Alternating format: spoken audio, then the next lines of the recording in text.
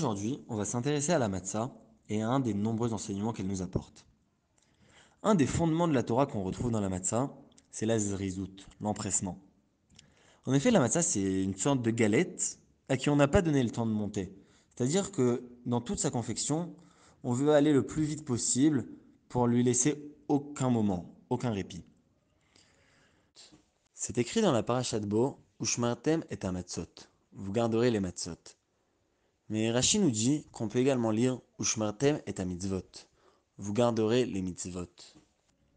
Et une des explications à ça, c'est que comme on ne laisse pas monter les matzot, il ne faut pas laisser monter les mitzvot. Je m'explique. Comme la matzah, elle devient chametz sans aucune action directe, mais seulement en patientant un court instant, pareil, les mitzvot. Il suffit d'un seul instant de paresse pour que la mitzvah, elle perde sa valeur, ou bien pire, que le Yetzer Hara il s'installe, et que la mitzvah, elle passe complètement. Mais on va essayer d'approfondir cette idée. Une des raisons qui nous est donnée au fait que les Bnei Israël ont fait les matzot avec empressement est qu'ils devaient sortir au plus vite d'Égypte. En effet, nos sages nous disent que les Bnei Israël étaient arrivés à un tel niveau d'impureté en Égypte que la différence entre eux et les Égyptiens, au final, elle tenait qu'à un fil. Et ils disent même que si Dieu nous avait laissé un instant en plus en Égypte, on n'aurait pas mérité d'être délivré. Et c'est exactement ce que représente la matzah.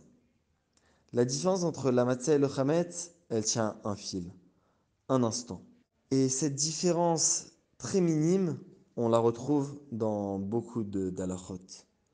En effet, un animal à qui on fait la shrita, donc qu'on égorge, la halacha nous dit qu'on doit couper une certaine mesure.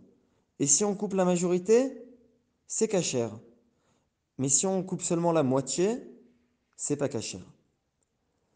La différence donc entre une viande avec quoi on peut faire le korban pessah, l'agneau pascal, et une viande qui est totalement interdite de manger, elle tient à une différence minime.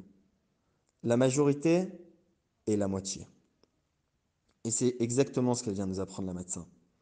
Elle nous apprend qu'on se doit d'être pointilleux, mais également qu'on doit s'empresser de faire les mitzvot. Sur cela, le Rav Nivensal raconte qu'on lui a quelquefois demandé et si le soir de Pessah, je mange à peu près un kazaït de matzah, je suis pas sûr que j'ai mangé un kazaït, mais j'ai mangé à peu près un kazaït, c'est sûr. À cela, il répond et si tu vas appeler ton ami et que tu fais à peu près le numéro de téléphone, au lieu de faire 1, 2, 3, 4, 5, 6, 7, tu fais 1, 2, 3, 4, 5, 6, 8. C'est à peu près le numéro. Mais ça va ne servir à rien. Parce que ça va pas te permettre d'appeler ton ami. Et bah c'est exactement pareil avec les mitzvot. Il y a une phrase comme ça en hébreu qui dit Be'erer en les erer.